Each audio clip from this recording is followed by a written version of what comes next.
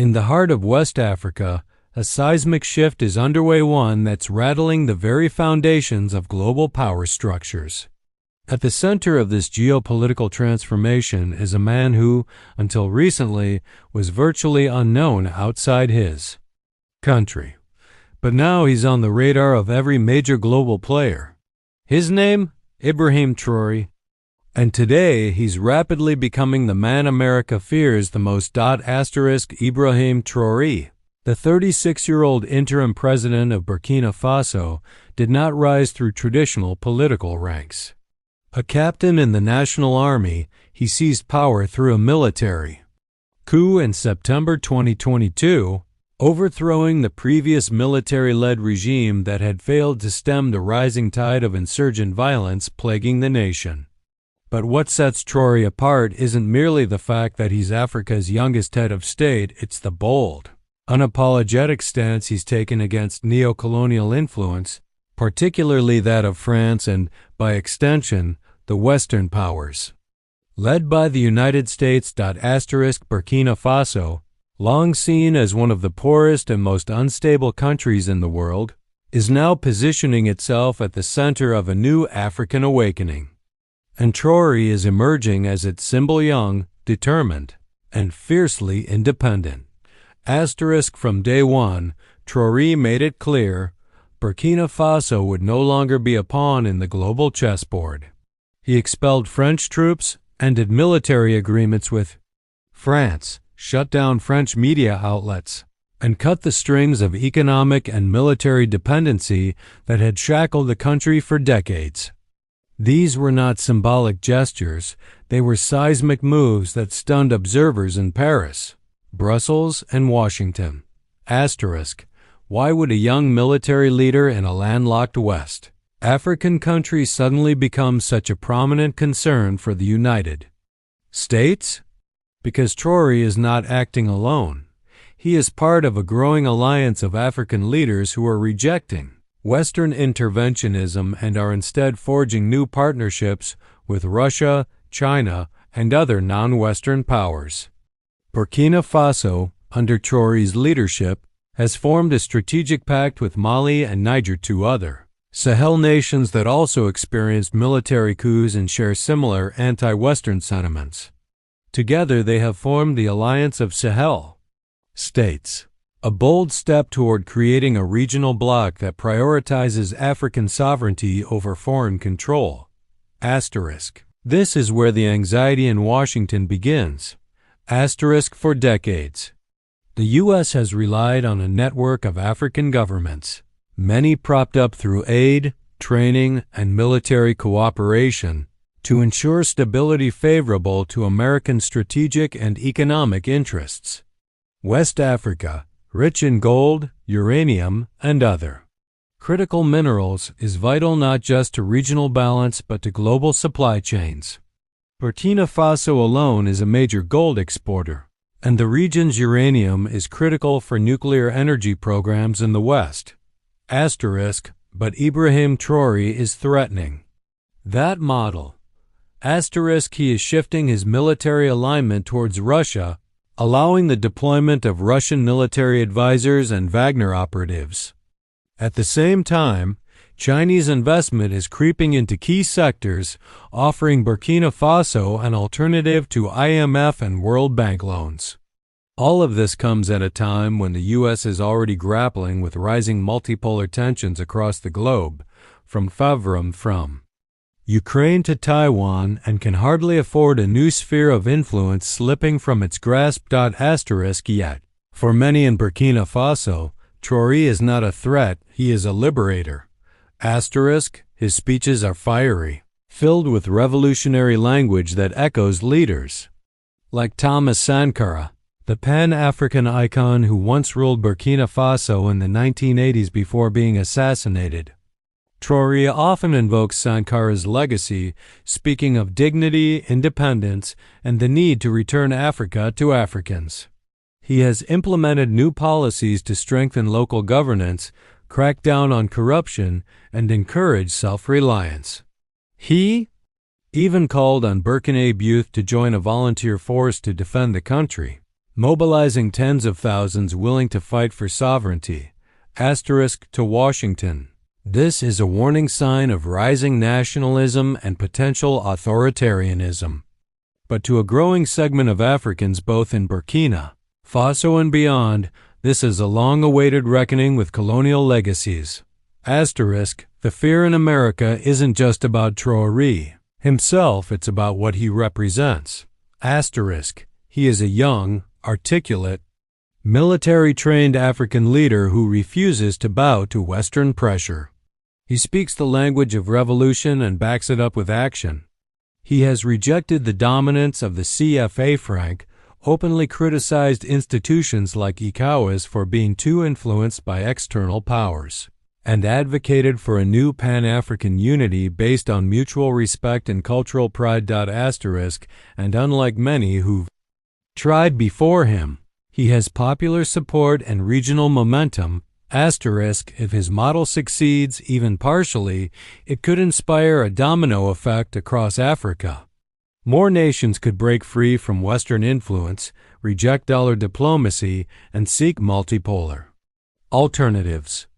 This would not only shift alliances but also change voting patterns in the United Nations, affect global resource flows, and undermine decades of U.S. soft power investments in Africa. And that, more than anything, is why Ibrahim Traoré is feared. The U.S. knows it cannot afford another Cold War-style competition on the African continent. But the reality is that it may already be happening quietly. And with Traoré at the forefront, he is not just leading a country, he's becoming the voice of a new generation of African leaders demanding equality on the world stage. Leaders who want partnerships, not paternalism. Respect, not rhetoric. Sovereignty, not subjugation. And that's why today, in intelligence briefings and diplomatic circles, one name keeps coming up again and again: Captain Ibrahim Traoré. Because he may just be the spark that lights a fire the West can no longer contain. And for America, that's more than just a challenge, it's a paradigm shift. Whether Traoré's bold experiment will endure or implode remains to be seen. But one thing is certain, the world is watching. And for the first time in decades, so is Africa watching one of its sons stand tall, speak loud, and refuse to be silenced. Ibrahim Traoré may not have the weapons, wealth, or influence of global superpowers, but he has something far more dangerous: a vision. A vision of a free, united, and sovereign Africa. And that is why America fears him the most. While the world's attention is focused on conflicts in Europe, power plays in Asia, and elections in the West, a quiet revolution is unfolding in the heart of Africa. At the center of it stands a defiant figure, Captain Ibrahim Traoré. But this time, the story goes beyond fear and confrontation. It's a story of transformation, bold ideas, and a young leader's attempt to rewrite the destiny of an entire continent. After stunning the international community by taking control of Burkina Faso through a military coup in 2022, Traoré could have easily become another name on a long list of transitional African rulers who promised much and delivered little. But he took a different path. One that's caught the attention of not just Western intelligence agencies, but also African youth from Lagos to Nairobi.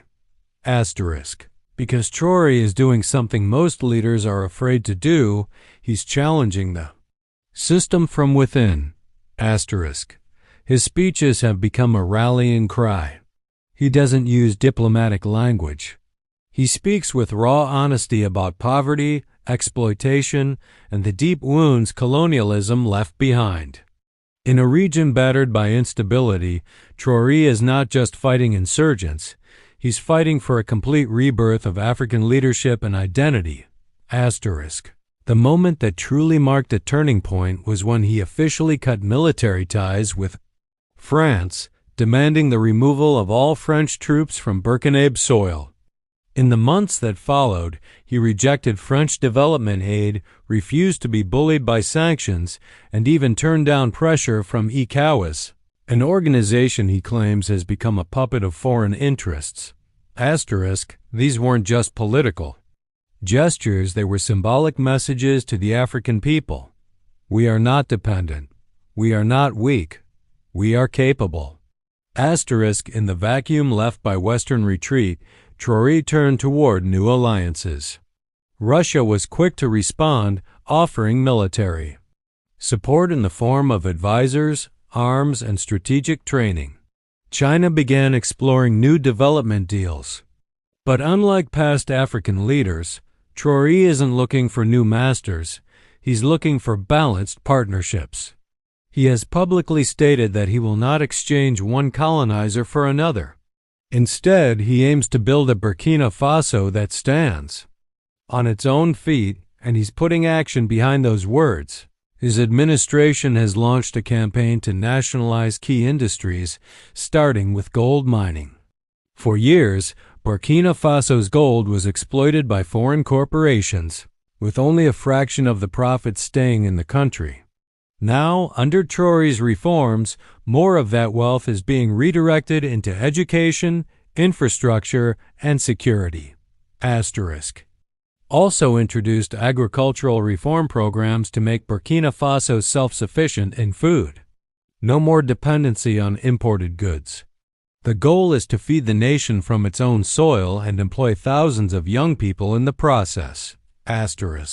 But it's not just economics and military alignment. Traore is investing in a long-ignored area, national pride. He's made cultural revival a priority.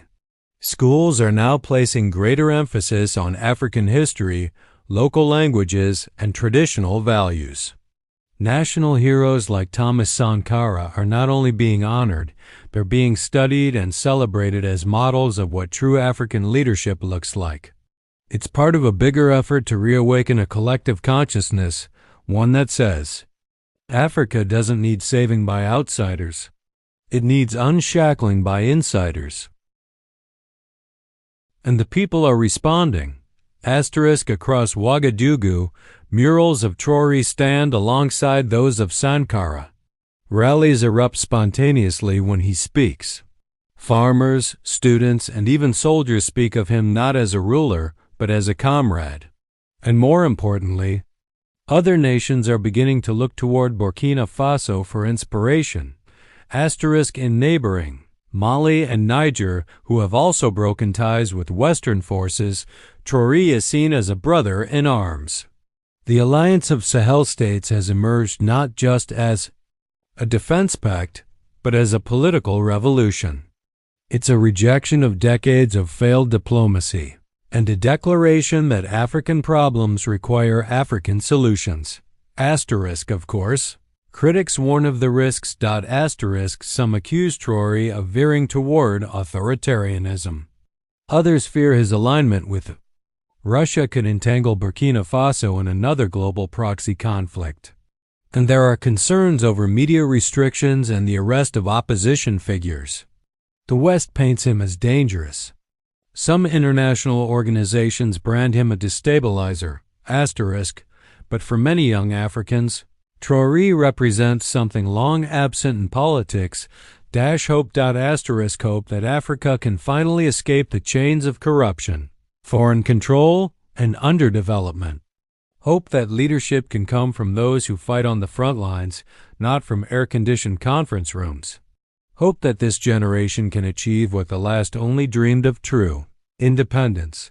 And Traore isn't slowing down. He's planning a new education overhaul aimed at producing engineers, doctors, and farmers, not just bureaucrats. He's initiated a tech pilot program to connect rural communities to the internet.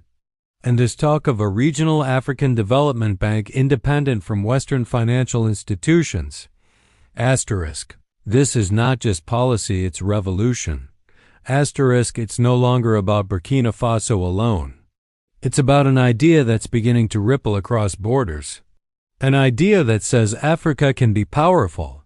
That sovereignty isn't just a word, it's a right. That leadership isn't inherited, it's earned. Ibrahim Traoré may be young.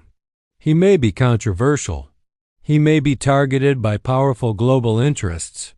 But he is undoubtedly writing a new chapter, one that dares to ask, what if Africa stopped asking for a seat at the table and built its own? Only time will tell whether. Traoré's vision will endure. But one thing is undeniable. The winds of change are blowing. And they carry the voice of a young captain from Burkina Faso, who refuses to bow, refuses to beg, and refuses to be silenced. The destiny of Africa is being rewritten, and Ibrahim Traoré is holding the pen. Behind the speeches, the revolutionary slogans, and the military fatigues, there is a deeper, more calculated game being played, a long-term vision few outside West Africa truly grasp. While the world labels him a populist or a military strong man, Captain Ibrahim Traoré is quietly executing a strategy that may lead to one of the most significant political transformations the African continent has seen in generations. Because Ibrahim Traoré is not just focused on Burkina Faso. He's working on something far more ambitious. The unification of West Africa under a new model of African-led governance, one free of foreign manipulation, artificial borders, and colonial institutions. And he's already laying the groundwork. It starts with the Alliance of Sahel States, a tri-nation bloc formed in 2023 between Burkina Faso, Mali, and Niger. On the surface, it appears to be a military pact formed in response to security threats and regional instability. But beneath the surface lies a blueprint for a new African federation, one built on shared history, cultural brotherhood, and the rejection of neo-colonial influence. For decades, West Africa has been divided by arbitrary colonial borders that separated ethnic groups, split up resources, and weakened regional cooperation. But Traoré is turning back the clock not in nostalgia, but in vision. He often references pre-colonial empires like the Mali Empire or the Mossi kingdoms, which governed vast regions without foreign interference. His message? If we were once united, we can be united again. And now, for the first time in modern history, we are seeing that idea tested on the ground. Burkina Faso, Mali, and Niger are coordinating not only defense operations but economic policies. They've taken steps to integrate trade systems, reduce border restrictions, and even explore the creation of a shared currency independent of the CFA franc, which many view as a relic of French economic control.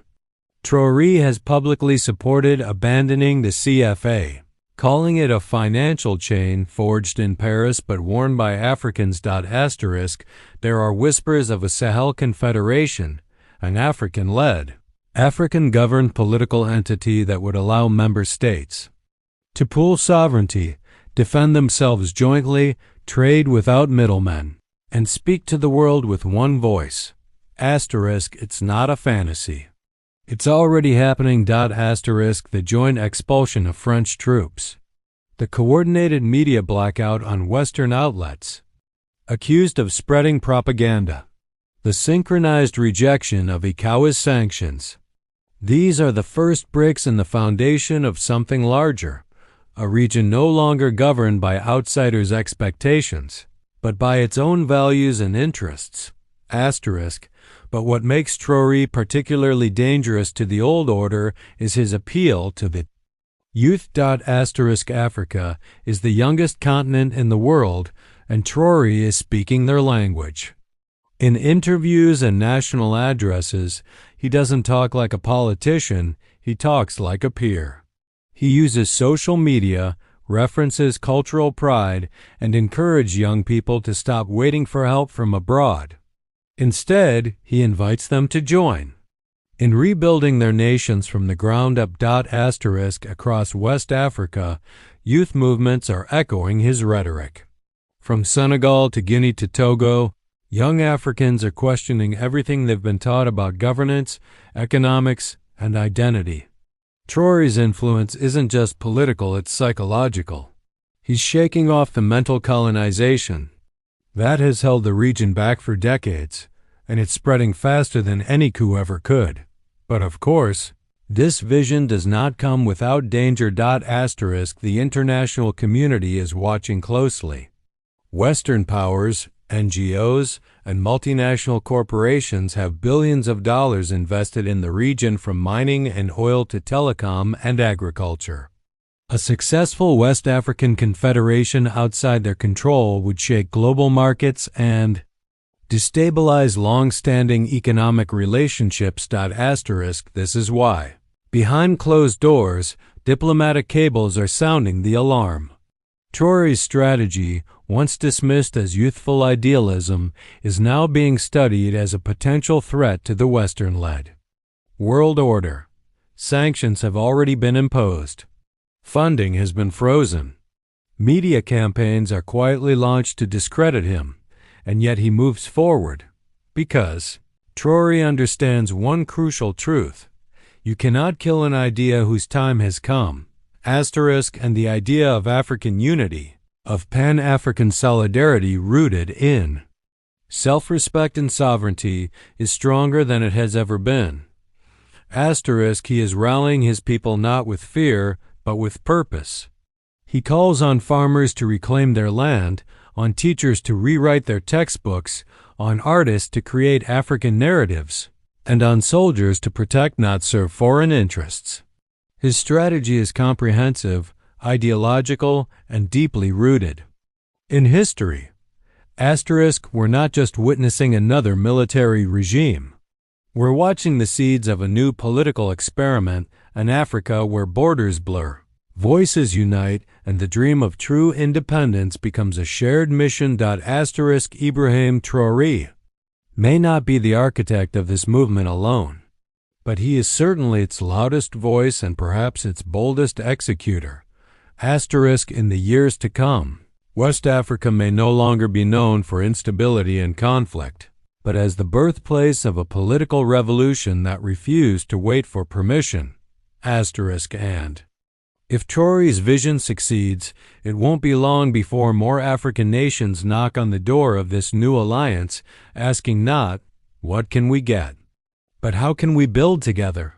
Because to Ibrahim Traoré, the future of Africa isn't about aid, dependency, or negotiation. It's about reclaiming what was always theirs: dignity, unity, and destiny. And now, more than ever, that destiny feels closer than ever before. It's not always the loudest battles that change the course of history. Sometimes it's the quiet, deliberate moves made in the shadow, strategic decisions that ripple through empires without a single gunshot. And that's exactly what's happening in West Africa right now. Because while the world was watching war zones and political summits, Ibrahim Traoré, Burkina Faso's young and enigmatic leader, was executing one of the most unexpected power plays of the decade. He outsmarted the West, and he did it without firing a single bullet. To understand how, we have to go back to the months following his rise to power in 2022. The global media framed it as yet another African military coup. Western analysts assumed Traoré would follow the familiar script: seek legitimacy through foreign aid, call for elections under pressure, and maintain the economic status quo. But they miscalculated. Traoré wasn't interested in legitimacy. From the West, he wasn't playing by the old rules. And more importantly, he knew exactly how the game was played.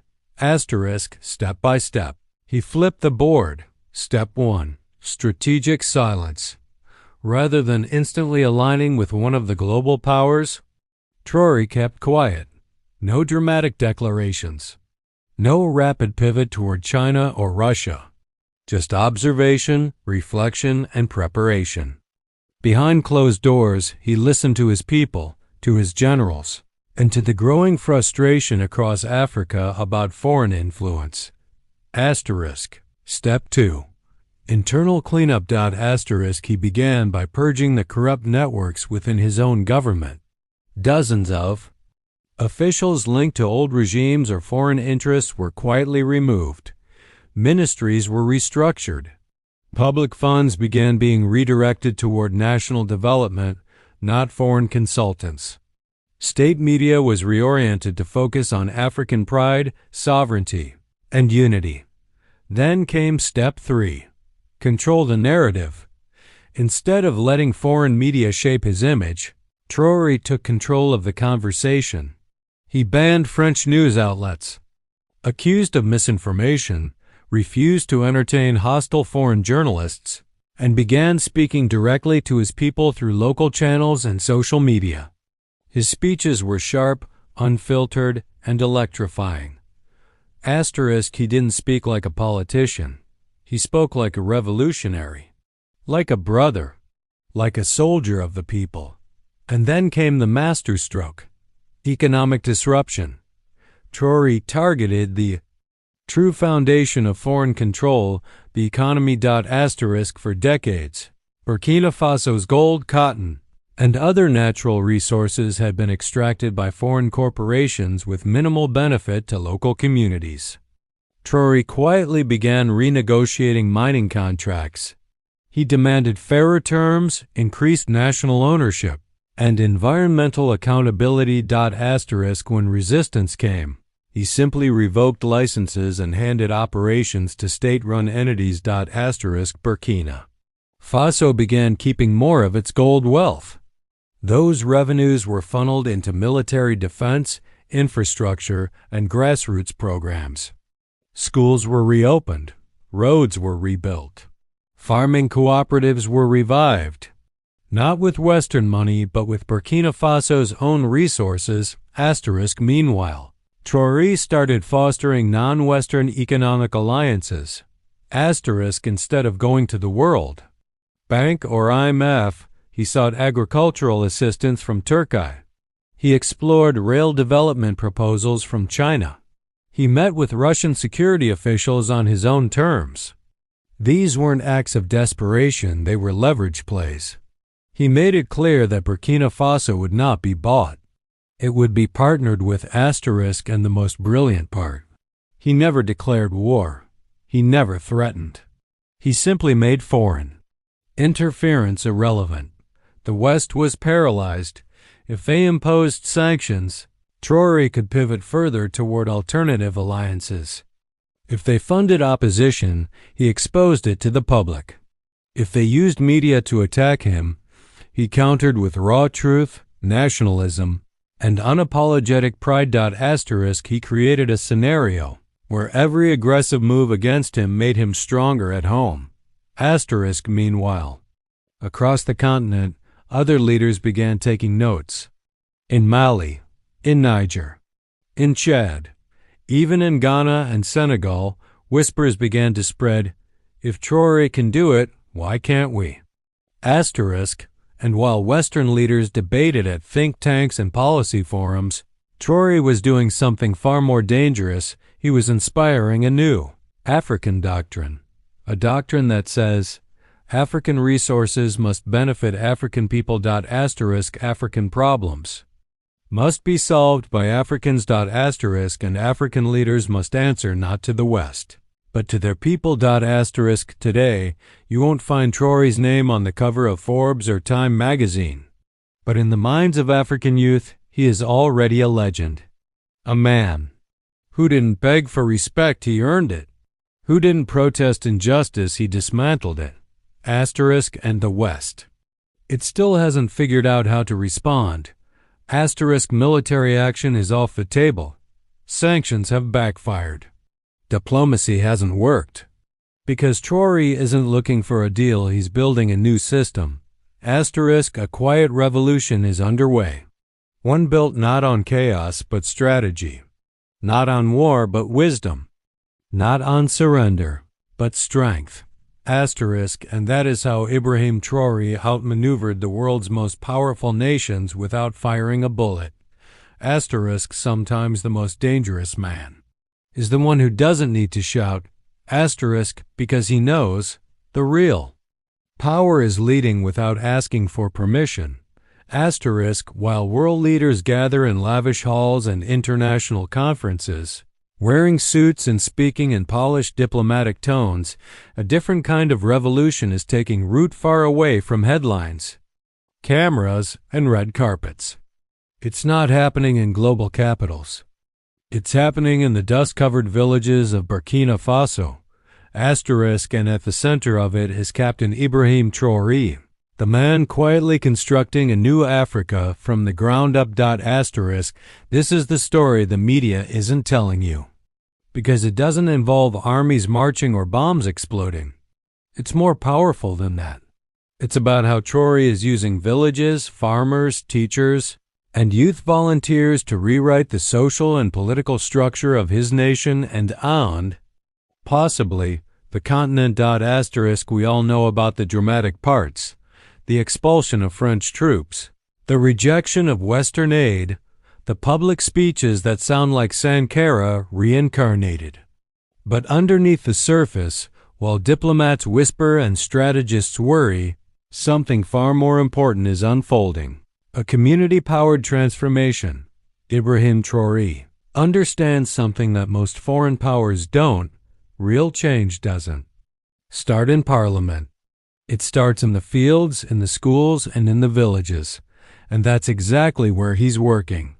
After taking power, one of his very first moves wasn't to tour foreign capitals, it was to tour rural provinces. Why? Because he knew the future of Burkina Faso wouldn't be shaped in government offices, it would be shaped in the forgotten places. Where poverty is high, resources are few, and foreign NGOs have failed for decades. Traoré met with farmers who had no tools, teachers who hadn't been paid, elders who had never been asked their opinion by a government. And what he found wasn't despair, it was potential. So he launched what he calls a patriotic reconstruction movement. It's not a slogan, it's a plan. A national effort to rebuild the country using its own people, culture, and resources. Traoré began organizing local committees in every region, not bureaucrats, but respected village elders, community leaders, teachers, and soldiers. These grassroots councils were tasked with identifying real problems: broken irrigation systems, schools without roofs, hospitals without medicine. And instead of waiting for funding from abroad, Traoré mobilized his secret weapon, the people. He launched national volunteer brigades. Young people signed up in the thousands, not for money, but for pride. They helped to rebuild schools, dig wells, and guard their communities. In a time when most governments complain of youth apathy, Traoré gave them a mission. He made them feel like nation-builders. In rural regions like Sahel and Bukal du Mahun, small agricultural cooperatives began forming under state support. Seeds were distributed. Training was provided. Villages started trading directly with each other, reducing dependency on imports. The goal was simple: local control, local solutions. In education, Traoré made a radical change, introducing local languages and African history into school curriculums. He understood that colonial education was designed to produce clerks, not creators. So he flipped the system. Now, students are learning about the empires of Mali and the legacy of Thomas Sankara before they ever hear about Napoleon or Churchill. But it wasn't just about what students learn. It's about where they learn. Thousands of schools in rural areas had been abandoned for years. Traoré began a village-by-village campaign to reopen them. Parents were encouraged to participate. Some helped with construction, others with food for teachers. Education became a collective responsibility, not just a government function. And then there's healthcare. In most rural areas, basic health services were controlled by overpriced foreign NGOs. Traoré made a bold move. He empowered traditional medicine alongside modern clinics, reviving local healing knowledge that had been dismissed for decades. He combined this with mobile clinics staffed by young doctors trained in the capital, who now travel weekly to rural villages. All of this was done not with luxury, but with dignity. Because Traore's revolution isn't about shiny skyscrapers or billion-dollar deals. It's about restoring the dignity of the African village. For too long, development was defined by how modern a city looks, how many foreign investors show up. But Traore is flipping the definition.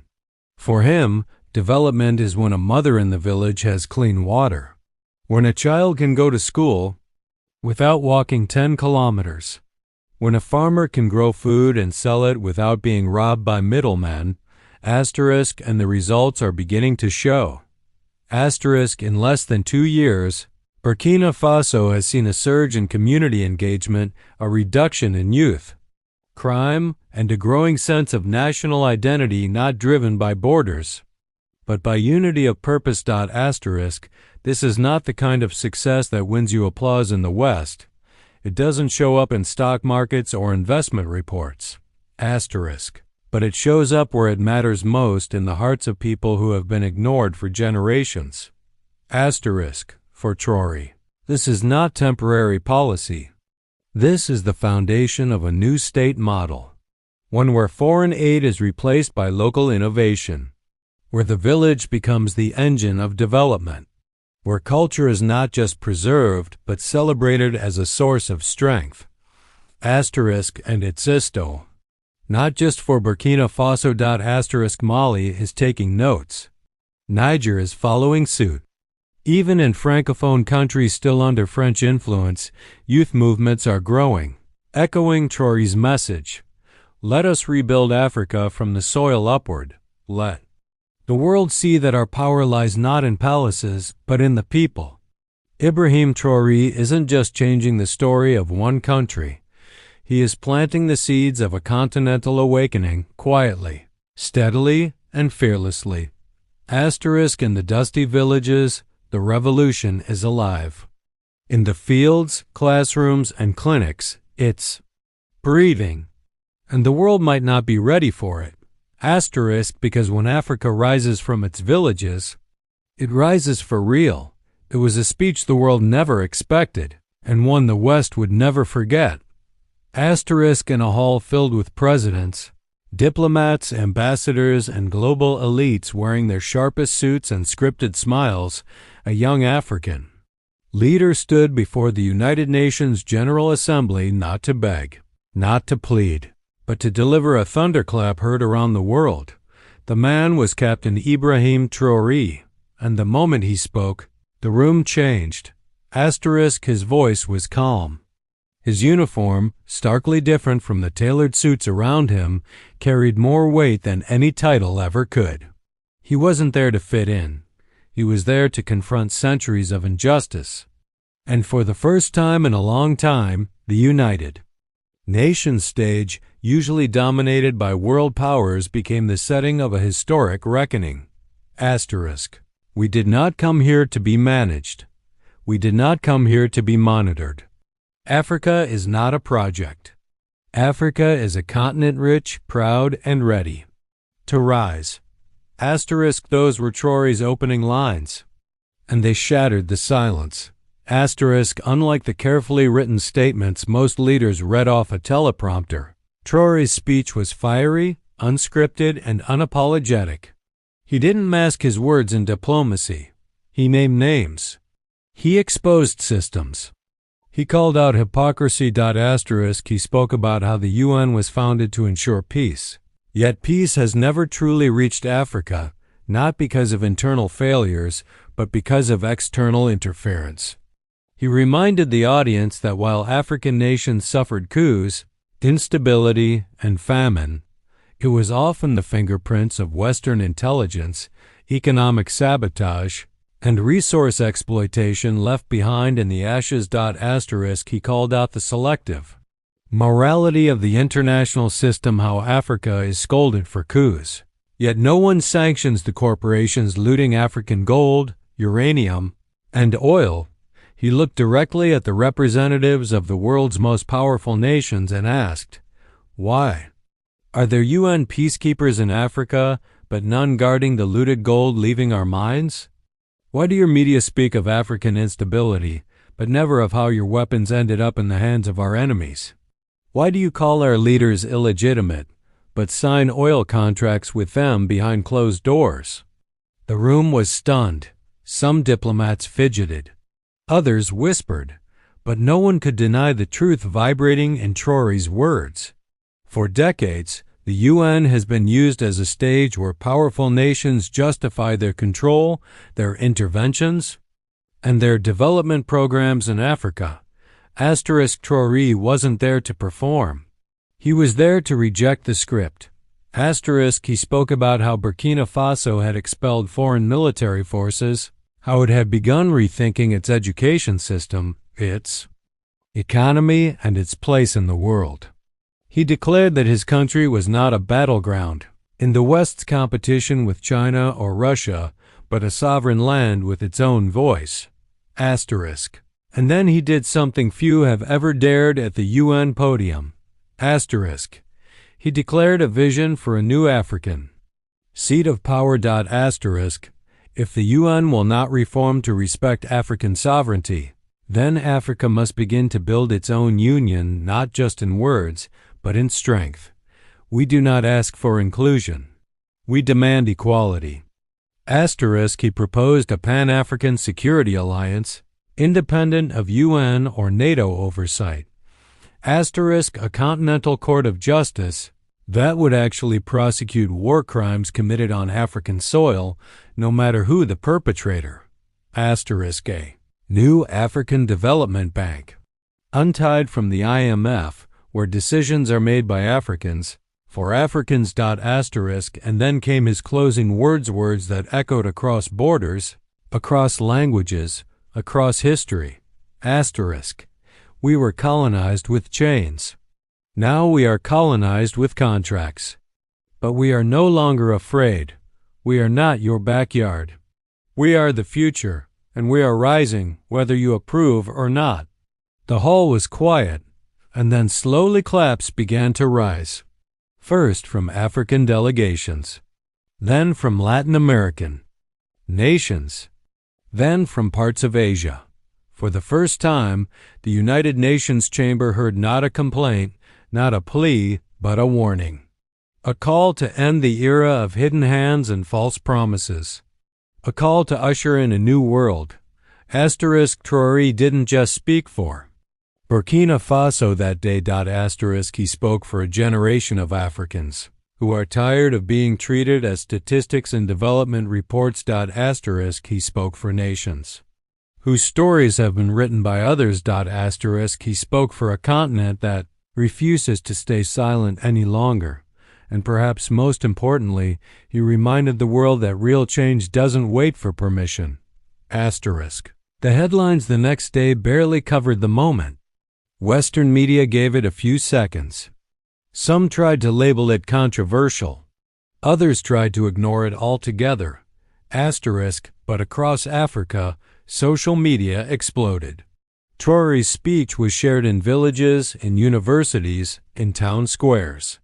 Youth groups organized rallies. Artists turned his quotes into murals. Pan-African organizations quoted him in manifestos. He had planted a seed and it was growing fast. Because while the United Nations represents the old world, Ibrahim Traoré is speaking to the one that's coming. A world where Africa is no longer on the sidelines, where its leaders no longer ask but act, where its youth no longer wait but rise. And on that day, in that hall of global power, Traoré didn't just represent a nation. He became a voice for a continent finding its roar.